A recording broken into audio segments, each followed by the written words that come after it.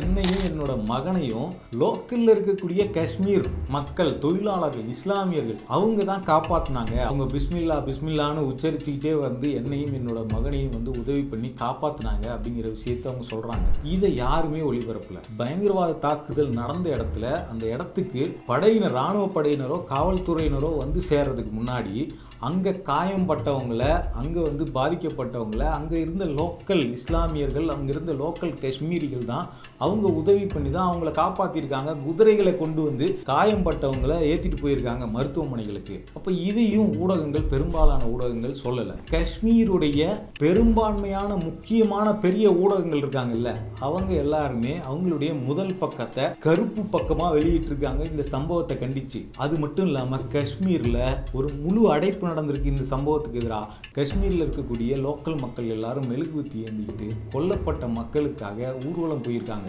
காஷ்மீருடைய ஃபரூக் அப்துல்லா அவர் ஊடகங்களில் பேட்டி கொடுக்குறாரு.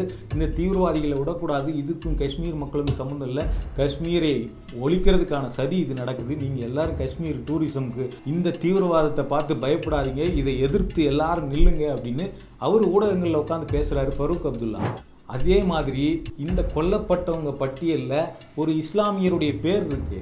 அந்த இஸ்லாமியர் யாருன்னா, அங்கே இருக்கக்கூடிய அந்த சுற்றுலா இடத்துக்கு குதிரைகளில் ஏற்றிக்கிட்டு வரக்கூடிய, குதிரை ஓட்டக்கூடிய ஒரு நபர். அந்த இஸ்லாமியர், காஷ்மீரியான அந்த இஸ்லாமியர் தான் என்ன பண்ணியிருக்காருன்னா, அந்த தீவிரவாதிகள்கிட்ட சண்டை போட்டிருக்காரு, இவங்களை கொல்ல விடக்கூடாது அப்படின்னு சொல்லிட்டு. அவரும் கொல்லப்பட்டிருக்காரு. இப்போ அவருடைய இறுதி ஊர்வலத்தை நடத்தின அவருடைய உறவினர்கள், அவருடைய குடும்பத்தவர்கள் எல்லாருமே இந்த சம்பவத்தை கடுமையாக கண்டித்து இதுக்காக நீதி வேணும்னு கேட்டிருக்காங்க. அப்போ காஷ்மீர் மக்களோ, காஷ்மீர் அரசோ, இல்லை காஷ்மீர் இருக்கக்கூடிய ஊடகங்களோ யாருமே இந்த தீவிரவாதிகளுடைய செயலுக்கு சப்போர்ட் பண்ணல. எல்லாருமே அதை எதிர்க்கிறாங்க. 2008 26/11 மும்பையில் தாஜ் ஹோட்டலில் ஒரு அட்டாக் நடந்தது.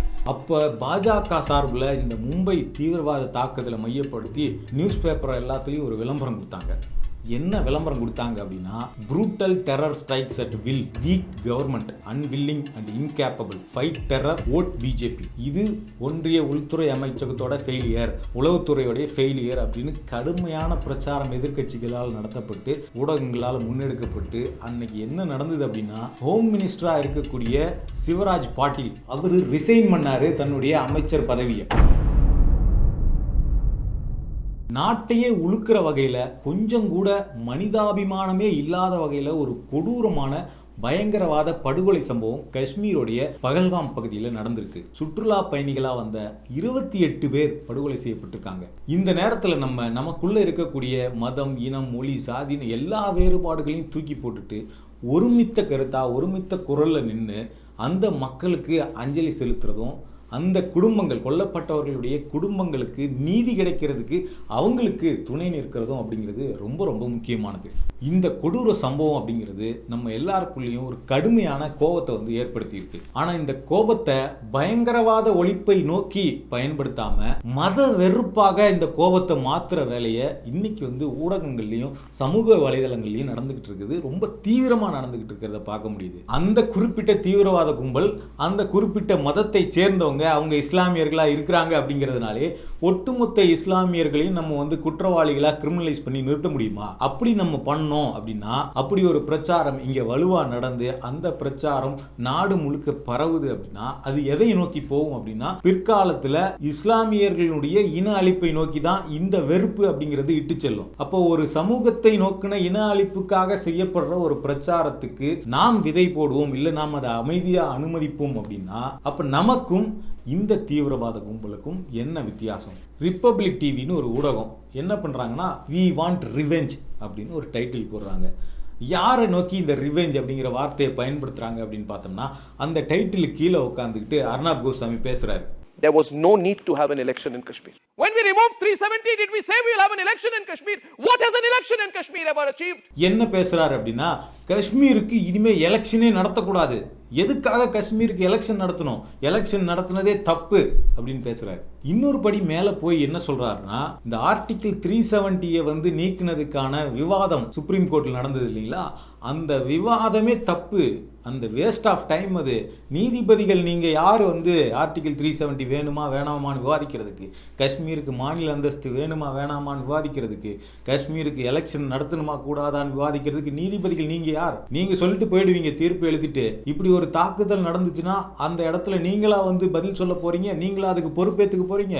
ராணுவமும் அரசாங்கமும் தான் அதுக்கு பொறுப்பேற்கும். நீங்க யார் அதெல்லாம் சொல்றதுக்கு அப்படின்னு நீதிபதிகளுக்கு இந்த சம்பவத்தை பயன்படுத்தி மிரட்டல் விடுறார். இத்தனைக்கும் ஆர்டிகல் 370 தொடர்பான தீர்ப்பு ஒன்றும் காஷ்மீர் மக்களுக்கு ஆதரவால வந்துள்ள.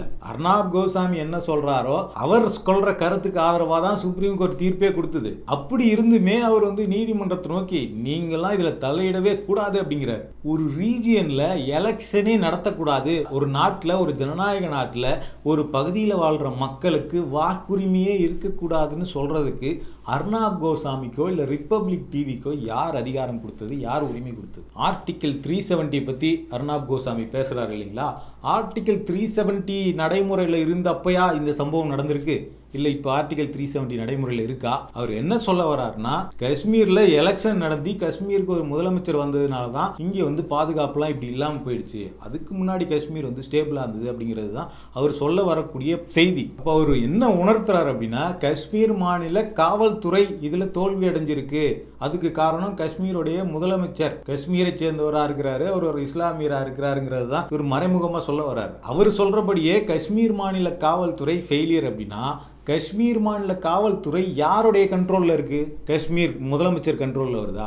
எப்ப காஷ்மீர் யூனியன் பிரதேசமாக மாற்றப்பட்டதோ, மாநில அந்தஸ்து ஒழிக்கப்பட்டு எப்போ காஷ்மீர் யூனியன் பிரதேசமாக மாற்றப்பட்டுச்சோ அப்பவே காஷ்மீருடைய போலீஸ் அப்படிங்கிறது ஒன்றிய அரசினுடைய ஹோம் மினிஸ்ட்ரி கீழே வருது. அமித்ஷா அவர்களுடைய அமைச்சகத்தின் கீழே தான் காஷ்மீரினுடைய மாநில காவல்துறைங்கிறது வருது. அதே மாதிரி காஷ்மீர்ல இருக்கக்கூடிய ராணுவம், மற்ற ஆயுத படைகள்லாம் இருக்காங்க இல்லைங்களா, அவங்க ஒன்றிய அரசின் ராணுவ அமைச்சகத்தின் கீழே, பாதுகாப்பு அமைச்சகத்தின் கீழே வராங்க. அப்ப காஷ்மீர் மாநில போலீஸோடைய ஃபெயிலியரால இது நடந்தது அப்படின்னாலோ, இல்ல காஷ்மீர் மாநிலத்தில் இருக்கக்கூடிய ஆயுதப்படைகளுடைய ஃபெயிலியரால இது நடந்தது அப்படின்னாலோ அதுக்கு யார் பொறுப்பு அப்படின்னா ஒன்றிய அரசின் அமைச்சர்களா இருக்கக்கூடியவங்க தான் பொறுப்பு. அப்ப காஷ்மீர் மாநிலத்தினுடைய போலீஸ் யாருடைய கையில் இருக்குது, யாருடைய இன்ஸ்ட்ரக்ஷன் அடிப்படையில் அவங்க செயல்படுறாங்க அப்படிங்கிற தகவலை மறைச்சிட்டு இவர் என்ன பண்றாரு அப்படின்னா, காஷ்மீருக்கு இனிமேல் எலெக்ஷன் நடத்தக்கூடாது அப்படின்னு சொல்றாரு. காஷ்மீர்ல எல்லாமே சரியாயிடுச்சு, ஆர்டிகல் 370 ஒழிச்சிட்டோம்,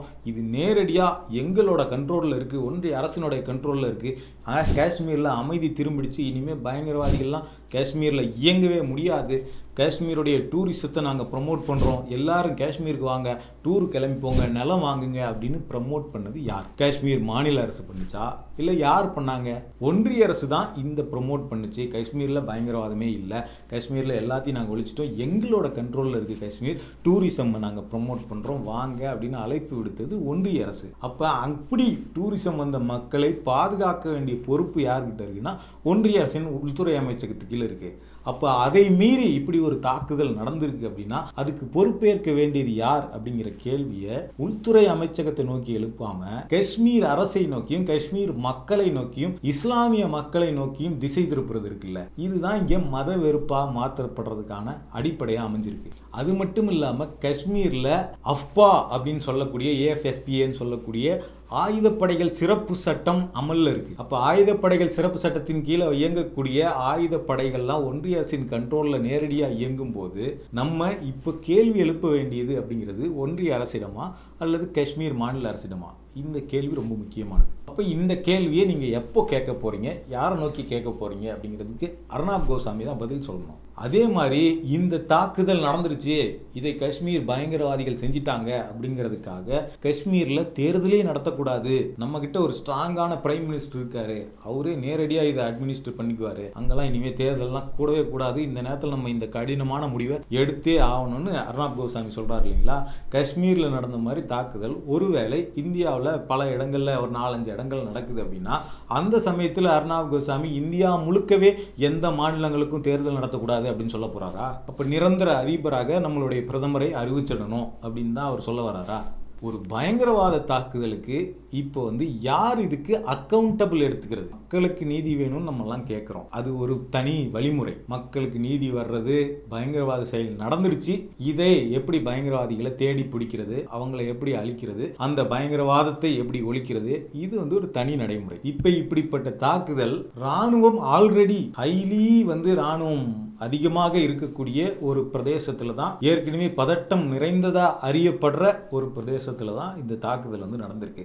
அப்போ இப்படிப்பட்ட தாக்குதல் நடந்ததுக்கு யார் அக்கௌண்டபிள் எடுத்துக்கிறது, யார் பொறுப்பு எடுத்துக்கிறது அப்படிங்கிற கேள்வி இருக்குல்ல. இந்த ரெண்டுமே எழுப்பப்படணும். இங்க பயங்கரவாதிகளை தண்டிக்கிறது அப்படிங்கிறது ஒரு ப்ரொசீஜர், அக்கௌண்டபிள் யார் அப்படிங்கிறது இன்னொரு ப்ரொசீஜர். இந்த ரெண்டுமே கேட்கப்படணும். அந்த ரெண்டுத்துல இவங்க என்ன பண்றாங்க அப்படின்னா, ரொம்ப செலக்டிவா ஒரு விஷயத்தை மட்டும் பேசிட்டு இன்னொரு பக்கத்தை அப்படியே நிறுத்திட்டு, நம்ம கிட்ட ஒரு டஃப்பான பிரைம் மினிஸ்டர் இருக்காரு, நம்ம கிட்ட ஒரு ஸ்ட்ராங்கான பிரைம் மினிஸ்டர் இருக்காரு, அவர் எல்லாத்தையும் பார்த்துக்குவாரு அப்படின்னு சொல்றாங்க.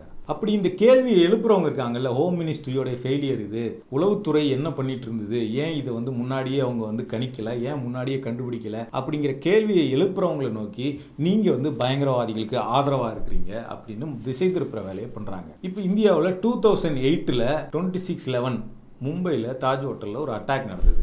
அப்போ பாஜகவை சேர்ந்தவங்க என்ன பண்ணாங்க அப்படின்னா, இன்னைக்கு என்ன செய்யறாங்க, இன்னைக்கு வந்து யாரும் அரசை நோக்கி இந்த நேரத்தில் கேள்வி கேட்கக்கூடாது, யார் அக்கௌண்டபிள்னா இந்த நேரத்தில் கேள்வி கேட்கக்கூடாது, எல்லாரும் அரசு கூட நில்லுங்க, அப்போதான் அரசு பயங்கரவாதத்தை எதிர்த்து ஃபைட் பண்ண முடியும். இந்த நேரத்தில் நீங்கள் அரசை கேள்வி கேட்டீங்கன்னா நீங்கள் பயங்கரவாதிகளுக்கு துணை போறீங்க அப்படின்னு திசை திருப்புறாங்க இல்லைங்களா.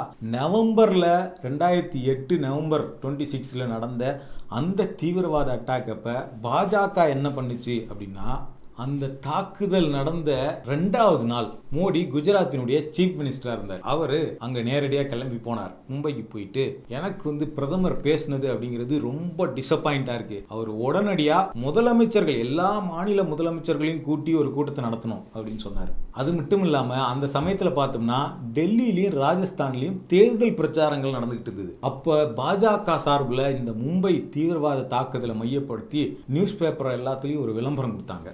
என்ன விளம்பரம் கொடுத்தாங்க அப்படின்னா, brutal terror strikes at will, weak government, unwilling and incapable, fight terror, vote BJP. அதாவது மும்பையில் நடந்த தீவிரவாத தாக்குதலை பாஜக தன்னுடைய வாக்கரசியலுக்கு மாத்திர வேலையை பார்த்துச்சு. அந்த சமயத்தில் பிஜேபிக்கு ஓட்டு போடுங்க, ஃபைட்டிங் டெரரிஸ்ட்டை ஒழிக்கணும், டெரரிசத்துக்கு எதிராக ஃபைட் பண்ணணும் அப்படின்னா பிஜேபிக்கு ஓட்டு போடுங்க அப்படின்னு சொல்லிட்டு, இது ஒரு வீக் கவர்மெண்ட், அதனால தான் இங்கே தீவிரவாத தாக்குதல் நடக்குது, நாங்கள் ஸ்ட்ராங்கான கவர்மெண்ட் வந்துச்சுன்னா தீவிரவாதிகளே இருக்க மாட்டாங்க அப்படிங்கிற கேம்பெயினை மும்பை தீவிரவாத தாக்குதல் நடந்த 2ஆம் நாள் பாஜக செஞ்சுது.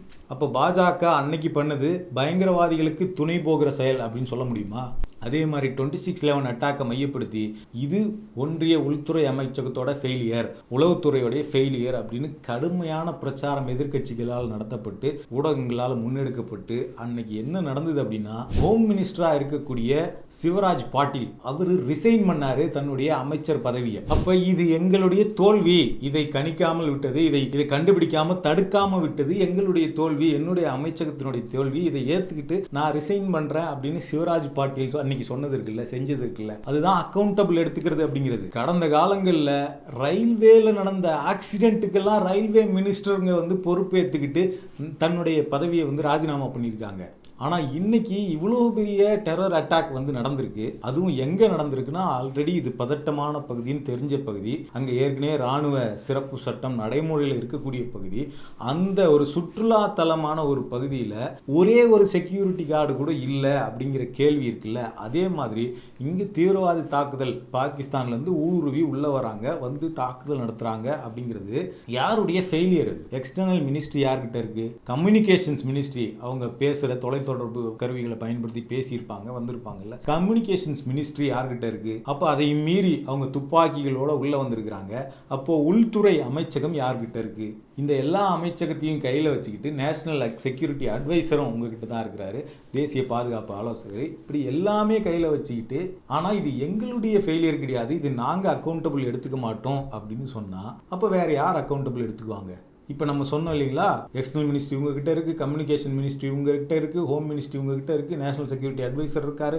இப்படியெல்லாம் இருக்கும்போது இவங்களை மீறி அவங்க எப்படி உள்ளே வந்தாங்க அப்படின்னா, இது உங்களுடைய ஃபெயிலியர் அப்படின்னு யார் பேசுனது அப்படின்னா, இதுக்கு முன்னாடி மோடி சிஎம்மா இருந்தப்ப அவர் காங்கிரஸ் அரசை பார்த்து பேசினது, அவர் தான் பேசினார் இதை. அப்போ அந்த அக்கௌண்டபிள் யார் அப்படிங்கிறது தான் இன்னைக்கு திருமாவளவன் மாதிரியான தலைவர்கள் வந்து எழுப்புறாங்க.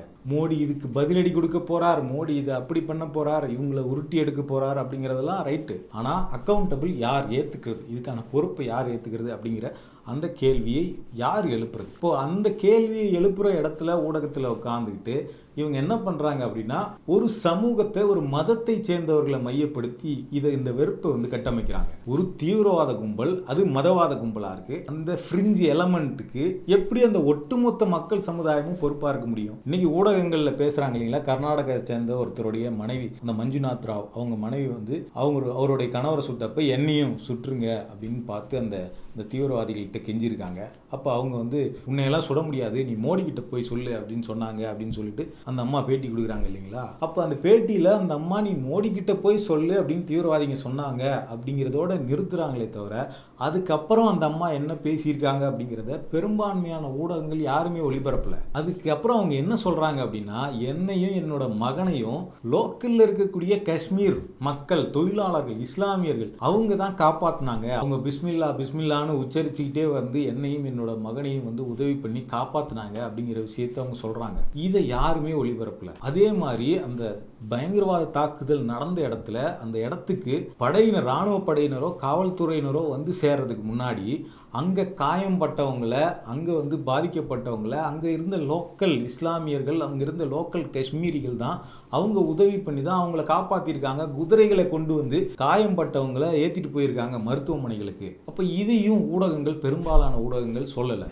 அதே மாதிரி காஷ்மீருடைய பெரும்பான்மையான முக்கியமான பெரிய ஊடகங்கள் இருக்காங்கல்ல, அவங்க எல்லாருமே அவங்களுடைய முதல் பக்கத்தை கருப்பு பக்கமாக வெளியிட்டிருக்காங்க இந்த சம்பவத்தை கண்டிச்சு. அது மட்டும் இல்லாமல் காஷ்மீரில் ஒரு முழு அடைப்பு நடந்திருக்கு இந்த சம்பவத்துக்கு எதிராக. காஷ்மீரில் இருக்கக்கூடிய மக்கள், காஷ்மீரில் இருக்கக்கூடிய லோக்கல் மக்கள் எல்லாரும் மெழுகுவத்தி ஏந்திக்கிட்டு கொல்லப்பட்ட மக்களுக்காக ஊர்வலம் போயிருக்காங்க. காஷ்மீருடைய ஃபரூக் அப்துல்லா அவர் ஊடகங்களில் பேட்டி கொடுக்குறாரு, இந்த தீவிரவாதிகளை விடக்கூடாது, இதுக்கும் காஷ்மீர் மக்களுக்கும் சம்மந்தம் இல்லை, காஷ்மீரை ஒழிக்கிறதுக்கான சதி இது நடக்குது, நீங்கள் எல்லாரும் காஷ்மீர் டூரிசம்க்கு இந்த தீவிரவாதத்தை பார்த்து பயப்படாதீங்க, இதை எதிர்த்து எல்லாரும் நில்லுங்க அப்படின்னு அவர் ஊடகங்களில் உட்காந்து பேசுகிறாரு ஃபரூக் அப்துல்லா. அதே மாதிரி இந்த கொல்லப்பட்டவங்க பட்டியலில் ஒரு இஸ்லாமியருடைய பேர் இருக்குது.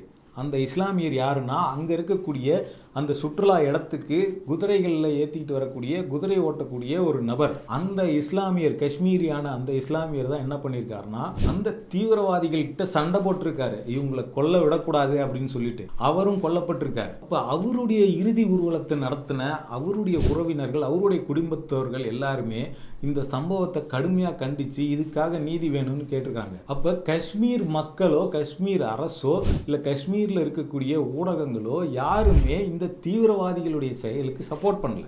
எல்லாருமே அதை எதிர்க்கிறாங்க. அப்படி இருக்கும்போது காஷ்மீர்ல எலெக்ஷனே நடத்தக்கூடாது அப்படின்னு அர்னாப் கோசாமி மாதிரியான ஆட்கள் பேசுறது எப்படி இருக்குன்னா, ஏதோ ஒட்டுமொத்த காஷ்மீர் மக்களுமே இந்த பயங்கரவாத சம்பவத்துக்கு துணை போன மாதிரியும், அதனால அவங்களுக்கு எலெக்ஷனே நடத்தக்கூடாதுங்கிற மாதிரி இருக்கு. இப்போ இந்த மாதிரியான வெறுப்பு பிரச்சாரம் தொடர்ச்சியாக நடந்து அதோடைய ரிசல்ட், இமீடியட் ரிசல்ட்டா என்ன நடந்திருக்கு அப்படின்னா, இந்தியாவுடைய பல பகுதிகளில் காஷ்மீரை சேர்ந்த மாணவர்கள் தாக்கப்பட்டிருக்காங்க. அப்போ காஷ்மீர் முதலமைச்சர் உமர் அப்துல்லா என்ன பண்றாருன்னா, உட்காந்துக்கிட்டு அந்த மாணவர்களுடைய பாதுகாப்பு உறுதி பண்ணணும்னு எல்லா மாநில சிஎம் கிட்டையும் பேசிக்கிட்டு இருக்காரு. அப்போ எதை நோக்கி நம்ம நகர்த்திக்கிட்டு இருக்கோம்?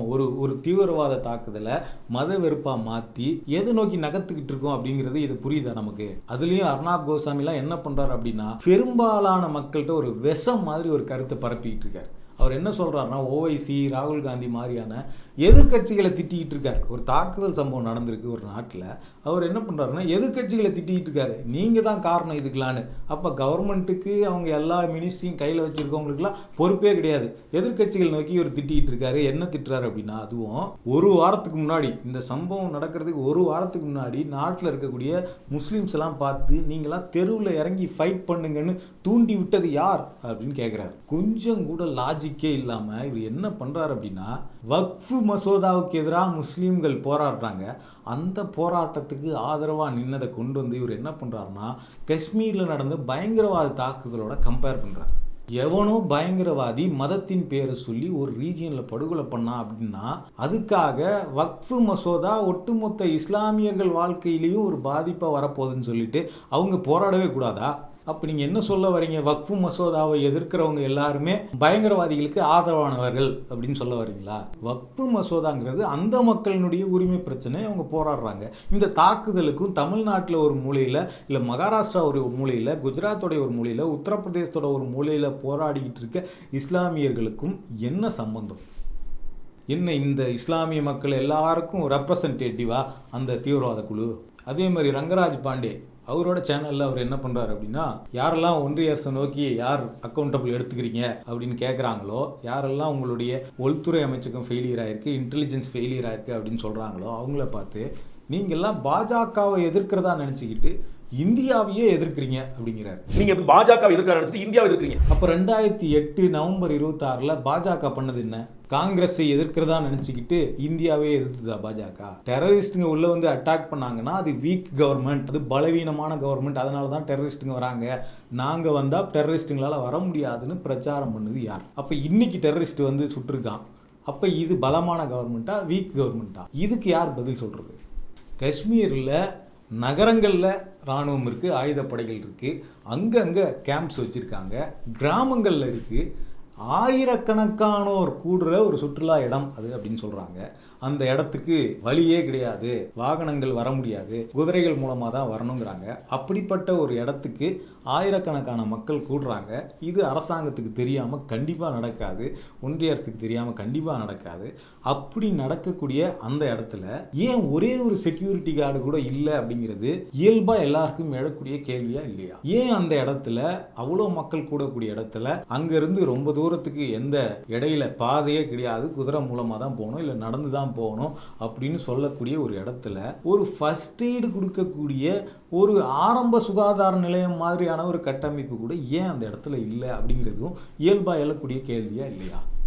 இந்த கேள்வியை கேட்குறது அப்படிங்கிறது எப்படி இது வந்து நாங்கள் பயங்கரவாதத்தை ஆதரிக்கிறீங்க அப்படின்னு எப்படி நீங்கள் இதை செதிர்ப்புவீங்க? அதே மாதிரி ஏப்ரல் 8ஆம் தேதி இந்த மாதத்தினுடைய துவக்கத்தில் செக்யூரிட்டி காஷ்மீரை பற்றின high level security meeting Amit Shah தலைமையில் நடந்திருக்கு. அந்த மீட்டிங்கில் காஷ்மீரினுடைய முதலமைச்சர் உமர் அப்துல்லாவை ஒன்றிய அரசு புறக்கணிச்சிருக்கு. இது செய்தியாக வந்திருக்கு ஊடகங்களில். அந்த ஹை லெவல் செக்யூரிட்டி மீட்டிங்க்கு உமர் அப்துல்லாவுக்கு அழைப்பு விடுக்கலை அப்படிங்கிற செய்தி ஊடகங்களில் வந்திருக்கு. இந்த சம்பவம் நடக்கிறதுக்கு 15-20 நாளைக்கு முன்னாடியே வந்திருக்கு. இப்போ ஹை லெவல் செக்யூரிட்டி மீட்டிங்லேயே ஒரு முதலமைச்சருக்கு இடம் இல்லை அப்படின்னா நீங்கள் யாரை இதில் ரெஸ்பான்சிபிளாக அக்கௌண்டபிளாக மாற்றுவீங்க? இந்த சம்பவத்தில் நடிகை ஆண்ட்ரியா அவங்களுடைய பேஜில் ஒரு கருத்தை வெளியிட்டிருக்காங்க. பகல்காம் தாக்குதலில் கொல்லப்பட்டவர்களின் குடும்பங்களுக்காக என் மனம் பரிதவிக்கிறது. சம்பவத்தை முன்வைத்து இன்னும் அதிக கண்காணிப்பு மற்றும் அடக்குமுறைக்கு உள்ளாகவிருக்கும் காஷ்மீர் மக்களுக்காகவும் என் மனம் பரிதவிக்கிறது. மக்களிடையே பிளவுவாதம் அதிகரித்து வரும் காலகட்டத்தில் குறிப்பிட்ட மதம் மற்றும் மக்கள் மீதான வெறுப்புணர்ச்சிக்கு ஆட்படாமல் இருப்பது குடிமக்களாகிய நமது கடமை. மனதில் உள்ளவற்றை நான் வெளிப்படுத்துவதில்லை, ஆனால் இதை சொல்லியாக வேண்டும் என தோன்றியதால் சொல்கிறேன் அப்படின்னு ஒரு தொழில்முறை நடிகை அவங்க ஒரு நடிகையே தன்னுடைய சமூக அக்கறையை தன்னுடைய பதிவின் மூலமா வெளிப்படுத்துறாங்க. அவங்களுக்கு இருக்கக்கூடிய ஒரு சமூக அக்கறை கூட ஒரு ஊடகவியலாளர்களாக இயங்கக்கூடிய உங்களுக்கு இல்லை அப்படின்னா இது நம்ம எப்படி புரிஞ்சுக்கிறது? ஏன்னா இந்த தீவிரவாதிகள் இன்னைக்கு தாக்குதல் நடத்தியிருக்காங்க, நாளைக்கு நம்ம அரசாங்கம் நினைச்சா அவங்கள அழிச்சிட முடியும். நீங்க சொன்ன மாதிரி பழிக்கு பழி வாங்கிட முடியும், பல்லுக்கு பல் கண்ணுக்கு கண்ணுன்னு எதை ஒன்றா பண்ண முடியும். ஆனா இந்த நாட்டில் இந்துக்கள், கிறிஸ்துவர்கள், இஸ்லாமியர்கள்னு பல நூற்றாண்டுகளுக்கு மேல, பல ஆயிரக்கணக்கான ஆண்டுகளுக்கு மேல சேர்ந்து தான் வாழ்ந்தாகணும். ஆனா இந்த தீவிரவாத குழுக்களை மையப்படுத்தி நீங்க கிரியேட் பண்ற இந்த டிவைட் இருக்குல்ல சமூகத்துல, இது இந்த சமூகத்தில் இன்னும் 100 ஆண்டுகளுக்கு மேலே, 1000 ஆண்டுகளுக்கு மேலே சேர்ந்து வாழக்கூடிய மக்கள்கிட்ட ஒரு பெரிய பிரச்சனையை உருவாக்க போகுது. ஒரு வன்முறை சூழலை இங்கே உருவாக்கிடும். ஒரு ஊடகவியலாளராக இருக்கிற நபருக்கு முதல்ல முக்கியமானது என்னன்னா அவங்க உண்மையை பேசணும். அதை விட முக்கியமானது என்னன்னா அவங்களுக்கு சமூக அக்கறையோடு ஒரு பிரச்சனையை அணுகணும். இப்போ இது ரெண்டுமே இல்லைன்னா உங்களை ஊடகவியலாளர்னே நீங்கள் சொல்ல முடியாது. நம்ம இந்த வீடியோ மூலமாக கேட்டுக்கிறதுலாம் ஒன்று தான், கொல்லப்பட்ட மக்களுக்கு நீதி வேணும். இந்த நாட்டில் பயங்கரவாதம் ஒழிக்கப்படும், இதில் மாற்று கருத்தே கிடையாது. இதைத்தான் நம்ம எல்லாரும் பேச வேண்டியிருக்கு. இந்த இஷ்யூவில் முதன்மையானதாக பேச வேண்டியிருக்கு. ஆனால் நாட்டோட ஒரு மூலையில் நடந்த சம்பவத்தை மையப்படுத்தி ஒட்டுமொத்த நாட்டிலையும் இருக்கக்கூடிய ஒட்டுமொத்த ஒரு சமூகத்தை சேர்ந்த குறிப்பாக இஸ்லாமிய மக்களை எதிரிகளாக கட்டமைச்சிடாதீங்க, வெறுப்பு பிரச்சாரம் பண்ணாதீங்க, சமூகத்தை உடைச்சிடாதீங்க அப்படிங்கிறது தான் இந்த வீடியோ மூலமாக ரொம்ப முக்கியமாக கேட்டுக்க வேண்டியிருக்கு. ஸ்ட்ராங் நேஷன் அப்படின்னு வாய்க்கு சொல்கிறோம் இல்லைங்களா? ஸ்ட்ராங் நேஷன் அப்படின்னா ஒரு நேஷன் எப்போ ஸ்ட்ராங்காக இருக்க முடியும்? அந்த நேஷனில் மக்கள்கிட்ட ஜாதி மதம் மொழி வேறுபாடுகளை தாண்டி ஒற்றுமை வலிமையாக இருந்தால் தான் நேஷன் ஸ்ட்ராங்காக இருக்க முடியும். அதுவும் இந்தியா மாதிரி வேற்றுமையில் ஒற்றுமை அப்படின்னு சொல்லக்கூடிய ஒரு நாட்டில் முதல்ல மக்களிடையே சமூகத்தை தாண்டி வேறுபாடுகள் ஸ்ட்ராங்காக இருக்கணும். அடுத்ததா இந்த நாட்டினுடைய அங்கங்களாக இருக்கக்கூடிய யூனியன் ஆஃப் ஸ்டேட்ஸ் அப்படின்னு இந்த கான்ஸ்டியூஷன் சொல்ற மாதிரி மாநிலங்கள் வலிமையா இருக்கணும். அப்போதான் இந்த நாடு வலிமையா இருக்க முடியும். மாநிலங்களுடைய வலிமையை உடைச்சிட்டோ இல்லை மக்கள் மத்தியில் இருக்கக்கூடிய ஒற்றுமையை உடைச்சிட்டோ ஸ்ட்ராங்கான நேஷனை நாங்கள் உருவாக்கிடுவோம் அப்படின்னு நீங்கள் சொல்கிறதெல்லாம் ஒரு அப்பட்டமான முரண்பாடு. அதே மாதிரி தீவிரவாதிகள் எப்படி உள்ளே வந்தாங்க அப்படிங்கிறத பேசுறது எவ்வளோ முக்கியமோ, அவங்க மீது என்ன நடவடிக்கை எடுக்க போகிறோம் அப்படின்னு பேசுறது எவ்வளோ முக்கியமோ, அதே அளவுக்கு முக்கியம் அவங்க உள்ளே வந்ததில் சிஸ்டமில் எந்த யூனிட் ஃபெயிலியர் ஆயிருக்கு, எதனுடைய தோல்வியால் அவங்க உள்ளே வந்தாங்க, இனிமே இது நடக்காமல் இருக்கணும்னா என்ன பண்ணணும், இதையும் பேச வேண்டியது ரொம்ப முக்கியம். அப்போ யார் அக்கௌண்டபிள்? இதுக்கு முக்கியமாக ஹோம் மினிஸ்ட்ரி, இன்டெலிஜென்ஸ் ஏஜென்சி, யார் இதுக்கான அக்கௌண்டபிள் அப்படின்னு அந்த பொறுப்பை ஏற்க முன் வர்ற விஷயம் இருக்குல்ல, அது ரொம்ப ரொம்ப முக்கியமானது. அப்போ இது ரெண்டுத்தில் நாங்கள் ஒன்று தான் பேசுவோம், இன்னொன்று பேச மாட்டோம் அப்படின்னா பயங்கரவாதத்தை நாங்கள் ஒழிச்சிடுவோம் அப்படின்னு சொல்லக்கூடிய உங்களுடைய முழக்கத்தில் நமக்கு சந்தேகம் இருக்கிறது, கேள்வி இருக்கிறது அப்படிங்கிறது தான் ரொம்ப முக்கியமானதாக முன்வைக்கப்படுறது. அதைத்தான் இன்னைக்கு யாரெல்லாம் இது ஒன்றிய அரசினுடைய அமைச்சராக இருக்கக்கூடிய உள்துறை அமைச்சராக இருக்கக்கூடிய அமித்ஷா இதுக்கு பொறுப்பு ஏற்றுக்கணும், இன்டெலிஜென்ஸ் ஃபெயிலியர் ஏன் ஆச்சுன்னு கண்டுபிடிக்கணும் அப்படின்னு முன்வைக்கக்கூடிய தலைவர்கள் இருக்காங்கல்ல. இங்கே திருமாவளவன் முன் வச்சிருக்காரு, சிவசேனா கட்சி கூட இதை முன் வச்சிருக்கு. அப்போ இவங்கெல்லாம் இதை முன்வைக்கிறத எந்த அடிப்படையில் பார்க்கணும் அப்படின்னா, நீதியில் ஒரு பக்கத்தை மட்டுமே பார்க்கக்கூடாது, இன்னொரு பக்கமும் சரி செய்யப்படணும். அப்போ தான் அது முழுமையடைந்த நீதியாக இருக்கும் அப்படிங்கிறது தான் ரொம்ப ரொம்ப முக்கியமானது. அதுதான் நாட்டின் எதிர்காலத்துக்கும் பாதுகாப்புக்கும் முக்கியமானது. தொடர்ச்சியாக இந்த மாதிரியான தகவல்களை தெரிஞ்சுக்க யூ டர்னை சப்ஸ்கிரைப் பண்ணுங்கள்.